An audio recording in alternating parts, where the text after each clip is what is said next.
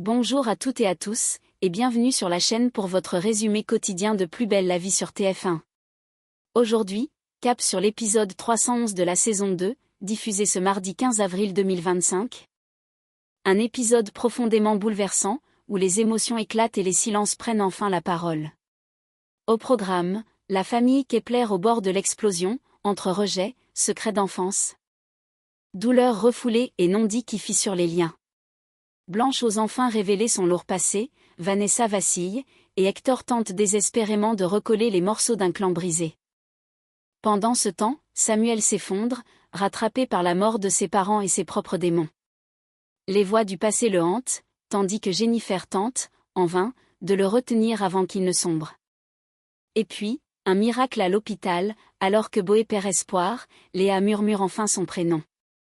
Le réveil tant attendu bouleverse tout et ravive la lumière dans un monde devenu trop sombre. Mais ce n'est pas tout, Vadim perd tout, trahi par ses propres mensonges. Nisma découvre la vérité, et le quitte sans un regard en arrière. Un épisode riche, puissant, et chargé de vérités qui claquent. Restez bien jusqu'au bout, on vous raconte tout. C'est parti.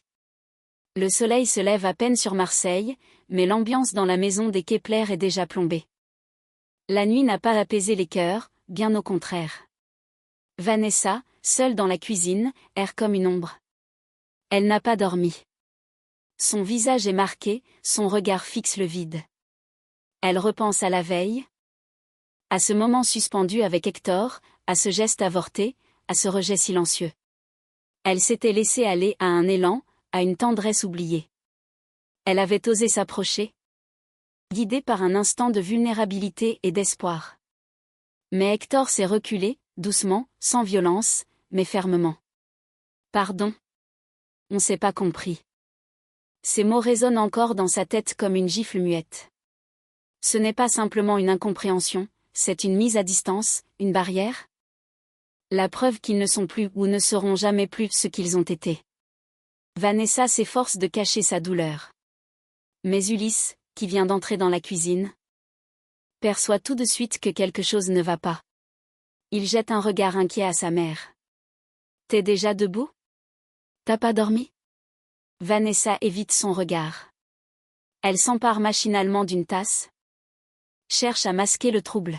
« J'ai eu une insomnie », répond-elle brièvement, presque sèche. Puis, cherchant à détourner l'attention, elle demande. « T'as vu ton oncle ce matin ?» Ulysse secoue la tête. « Il est parti tôt, je crois. Il m'a rien dit. » Et là, le vernis craque. Vanessa serre les lèvres, un éclat d'agacement traverse son visage. Elle tente de se maîtriser. Mais son amertume perce dans sa voix. Évidemment. C'est son genre. Il fout le bazar dans une famille et il disparaît avant de ramasser les morceaux. Ulysse, surpris, essaie de tempérer. « Maman, je comprends que tu sois blessée, mais Hector essaie juste d'arranger les choses. Il veut qu'on soit tous ensemble. Il a fait ça pour nous. » Mais Vanessa lève les yeux, et cette fois, la colère prend le dessus sur la douleur. « Tu sais rien, Ulysse. Alors ne juge pas. » Le ton est tombé, froid, dur. Ulysse recule légèrement, déstabilisé.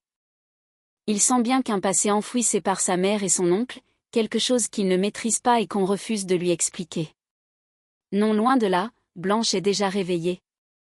Assise seule sur la terrasse, le visage fermé, une tasse de café à la main. Le ciel est clair, mais son esprit est embrumé. La nuit ne lui a offert aucun repos. Les carnets d'Hector, ce qu'elle a lu, ce qu'elle a ressenti, tout la bouscule. Il y a cette femme mystérieuse évoquée dans ses écrits, cet amour plein de fantaisie, et l'ombre d'un trouble qu'elle refuse encore de nommer. Luna a vu juste, Blanche ne lit plus ses carnets en simple observatrice. Quelque chose en elle vibre. Peut-être trop. Et maintenant, entre elle et Hector, un silence s'est installé. Un non-dit pesant, comme si la lecture de ses mots intimes l'avait liée à lui d'une manière qu'elle-même ne comprend pas encore. Ulysse passe, la salue, remarque son air abattu. Mais Blanche esquive. Noie son malaise dans une gorgée de café, sans un mot de trop. Entre le rejet discret d'Hector, la douleur étouffée de Vanessa, l'éveil troublé de Blanche et les doutes silencieux d'Ulysse. Une chose est certaine. La famille Kepler est à un carrefour. Et le moindre mot, le moindre geste, pourrait tout faire basculer. Le soleil n'est pas encore haut dans le ciel quand Hector frappe à la porte de Blanche, venue chercher ses carnets qu'elle avait pris le temps de lire, page après page, en silence. Elle l'accueille sans amertume, mais l'atmosphère est empreinte de distance et de pudeur. « Je viens récupérer mes carnets », déclare Hector simplement, presque froidement. Blanche acquiesce. Les lui tend. Il n'y a pas d'animosité dans son geste, mais un poids dans ses yeux. « Je respecte ta décision, Blanche, mais je suis déçu. » Il ne la juge pas. Il exprime seulement une désillusion discrète, celle d'avoir cru à un lien possible, à une écoute sincère, et de se heurter finalement à un mur d'indécision ou de peur. Blanche baisse les yeux. Elle lui répond, sincère, un peu tremblante. « J'ai tout lu. Tout. Et ça m'a touché plus que je ne l'aurais imaginé. » Hector reste silencieux un instant, puis, reprenant une question qui le hante depuis des jours, demande. Tu sais pourquoi Vanessa m'en veut à ce point? Elle ne me dit rien? Blanche hésite, puis souffle. Je crois que ça a un rapport avec le pavillon des fleurs. Vanessa voulait y travailler, à l'époque, et je l'ai eu à sa place. Mais la vérité ne s'arrête pas là. Blanche se fige. Puis décide de ne plus se taire. Et il y a autre chose, quelque chose que je n'ai jamais avoué. Elle inspire profondément, rassemblant le courage de se confronter à ce passé honteux. Quand on était au collège, je harcelais Vanessa. C'était de la jalousie, de la bêtise. Mais j'ai été horrible avec elle. Je lui ai fait vivre des choses qu'aucune adolescente ne devrait subir. Sa voix se brise. Elle ne cherche pas l'excuse, juste la reconnaissance de ce mal ancien. J'ai honte. Et je crois qu'au fond, elle ne m'a jamais pardonné. Et je ne peux pas lui en vouloir pour ça. Hector, bouleversé par cet aveu, ne sait que dire. Ce passé que Blanche vient de lui révéler éclaire d'un jour nouveau la colère silencieuse de Vanessa. Cette distance, cette rancune jamais nommée. Blanche reste seule sur le seuil, regardant Hector s'éloigner avec ses carnets. Mais quelque chose en elle a changé. Elle a ouvert une brèche. Peut-être que le pardon viendra un jour. Peut-être pas. Mais le silence, lui, a enfin été rompu. Le matin est lourd, presque silencieux, quand Samuel, les traits tirés et la voix rauque, s'excuse à demi-mot auprès de Jennifer. Il est rentré tard dans la nuit, ivre, comme pour éteindre un feu intérieur qu'il ne parvient plus à contenir. Désolé pour le bruit. J'ai pas fait exprès. Lâche-t-il sans vraiment croiser son regard. Jennifer l'observe, inquiète. Elle voit bien que Samuel s'effondre peu à peu. Que la colère et la douleur se mélangent en lui sans qu'il n'arrive à les exprimer autrement qu'en s'éloignant. La date est tombée, les obsèques de Charles auront lieu jeudi prochain à Strasbourg. Vanessa souhaite l'accompagner, être là dans ce moment terrible, mais Samuel refuse catégoriquement. J'irai pas. Rien que d'y penser, j'ai envie de vomir. Il ne peut pas. Il ne veut pas. Trop de colère. Trop de confusion. Trop de questions sans réponse. Comment faire le deuil d'un père qu'il n'a jamais vraiment eu, d'un homme mêlé à une vérité floue? D'une mère qui s'est suicidée sous ses yeux? Face à Jennifer, Samuel reste fuyant, distant, opaque. Elle tente de tendre la main, de l'atteindre, mais il s'échappe, une fois encore. Il glisse un baiser rapide, attrape son souhait et murmure. J'ai besoin d'aller courir. De m'aérer. Et il disparaît. Jennifer reste seule dans la cuisine. La tasse de café encore chaude entre les mains, figée. Elle sent que Samuel s'éloigne de plus en plus, qu'il construit autour de lui un mur qu'elle ne sait plus comment franchir. L'amour ne suffit pas toujours à sauver quelqu'un qui refuse d'être sauvé. Et pour Samuel, la fuite semble pour l'instant être la seule issue. Samuel perdu entre colère et culpabilité. Quand les morts parlent plus fort que les vivants? Seul, à bout de souffle après avoir couru sans direction, Samuel s'arrête net. Il ferme les yeux, et c'est là qu'elles reviennent. Les voix. Alix. Son ex. Des voix familières, trop vivantes, trop vraies pour être ignorées. Arrête de pleurnicher sur ton sort, dit l'une, sèchement. C'est pas toi la victime, Samuel. C'est nous. Ajoute l'autre, le ton tranchant comme un rasoir. Samuel serre les poings, le souffle court. Il voudrait les faire taire, mais elles sont dans sa tête, et peut-être aussi dans son cœur. Il porte en lui le poids de ses absences, de ses morts mal refermées. Alix, fauchée dans des circonstances troubles. Son ex, envolé dans une douleur qu'il n'a jamais su réparer. Et aujourd'hui, sa mère, qu'il n'a pas pu sauver non plus. Il s'effondre sur un banc, la tête entre les mains. Il ne sait plus s'il est en train de devenir fou. Ou juste, d'enfin se souvenir de tout ce qu'il a perdu. Le lendemain matin, Hector vient retrouver Vanessa. Le malaise de la veille flotte encore dans l'air, mais il tient à s'excuser. Je suis désolé pour hier soir. J'ai peut-être été maladroit, dit-il avec sincérité. Vanessa détourne le regard, un peu embarrassée. J'avais un peu trop bu. Franchement. Je me souviens pas de grand-chose. Elle préfère minimiser, recouvrir le malaise d'un voile d'oubli. Mais Hector, lui, n'élude pas. Il aborde ce que Blanche lui a révélé, la veille. Elle m'a parlé du collège. De ce qu'elle t'a fait. Vanessa se fige. Le passé, qu'elle croyait enfoui, revient soudain par une autre voix. Par celle d'un frère. Elle ne dit rien. Pas tout de suite. Mais dans son regard, une colère ancienne, mêlée à une douleur qu'elle n'a jamais verbalisée. Hector sent qu'il a touché une faille profonde. Il comprend maintenant que les blessures de Vanessa ne viennent pas que du présent, mais de loin, de l'époque où tout a commencé à se fendre en elle. Et peut-être que pour avancer, il faudra cesser d'enfouir. Et enfin, tout poser à plat. Après des semaines d'incertitude, d'interrogatoires et de soupçons, Vadim est enfin libre. Mais la liberté retrouvée a un goût amer.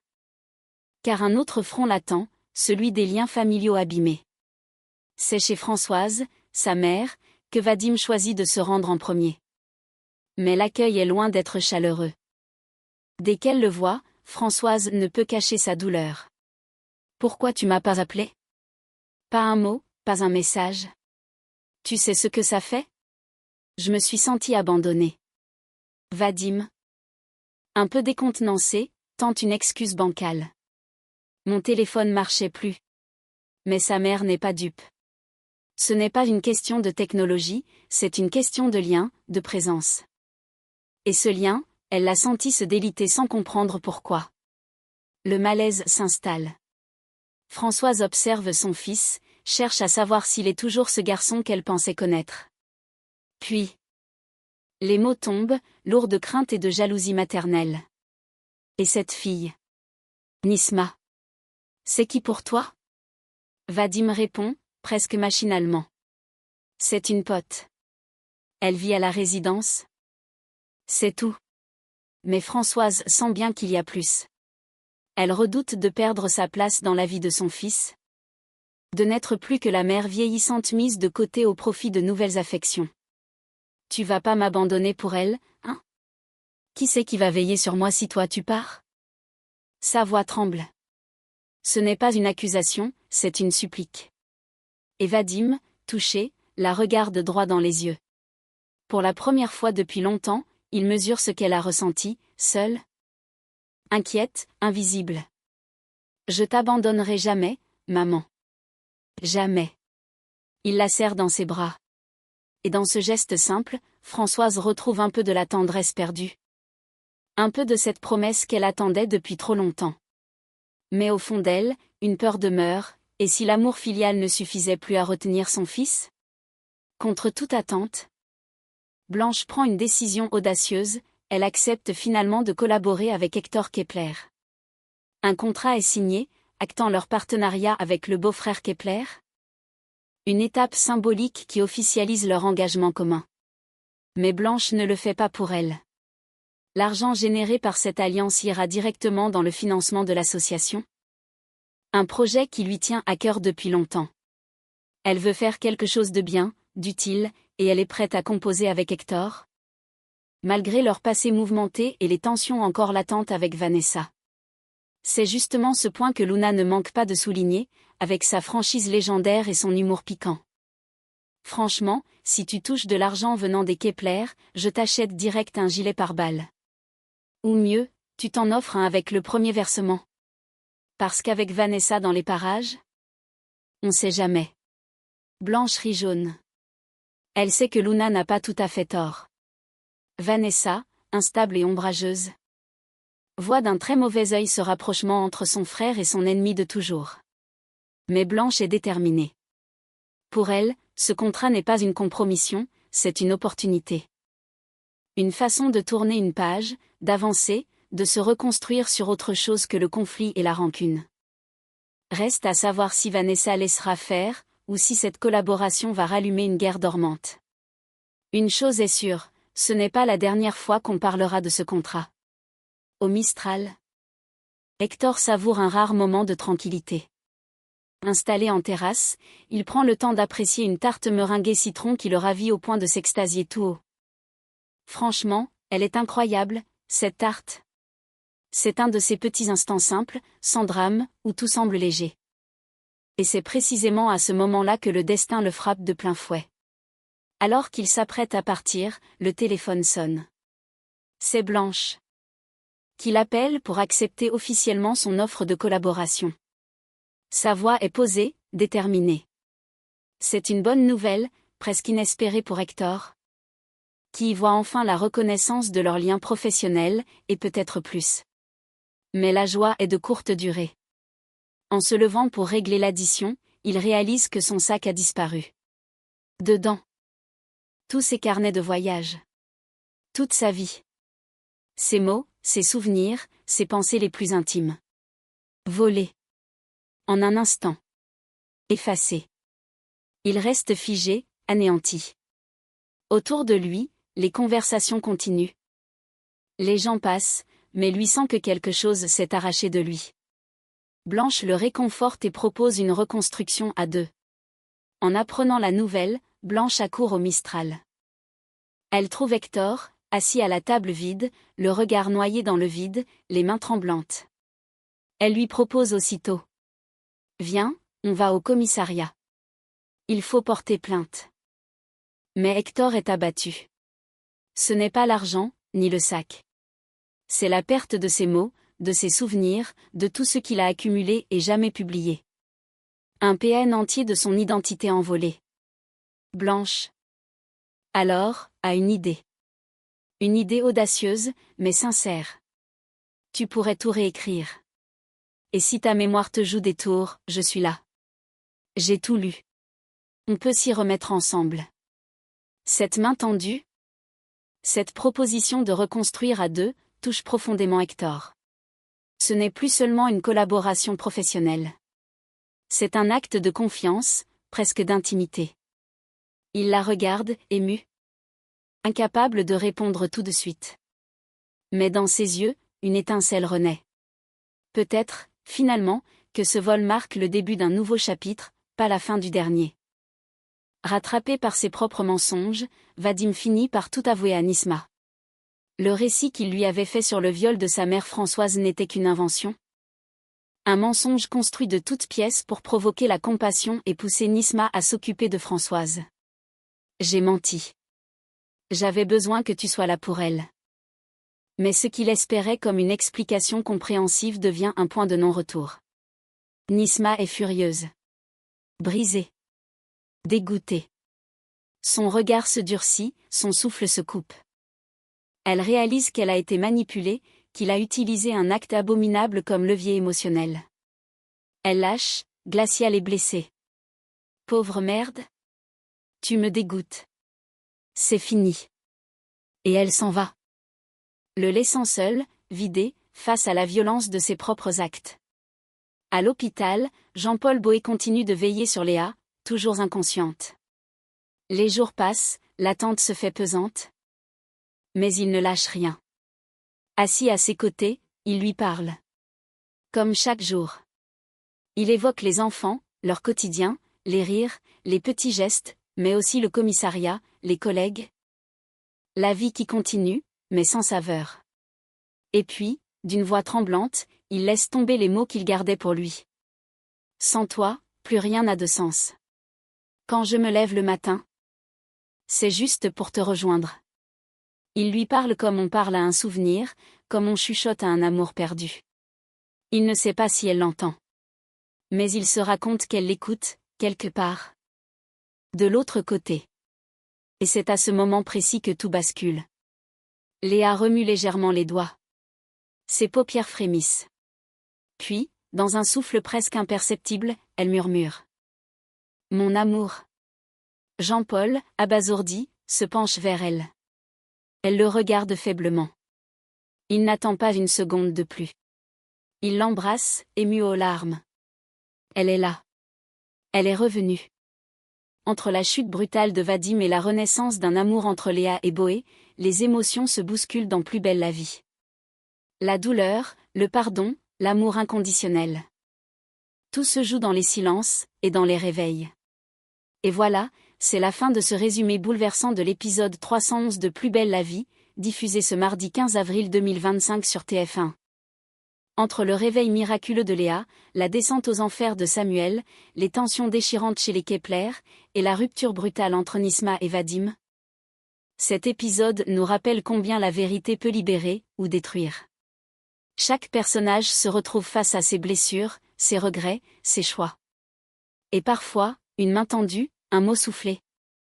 Ou même un simple frémissement de paupières, suffit à tout faire basculer. Dites-moi en commentaire ce que vous avez ressenti devant le retour de Léa à la vie, l'aveu bouleversant de Blanche. Ou la trahison de Vadim. Qui, selon vous, peut encore se relever? Et qui a définitivement perdu pied? N'oubliez pas de liker cette vidéo, de vous abonner à la chaîne et d'activer la cloche pour ne rien rater des prochains rebondissements. Merci à vous, et à très bientôt pour la suite de Plus belle la vie sur TF1.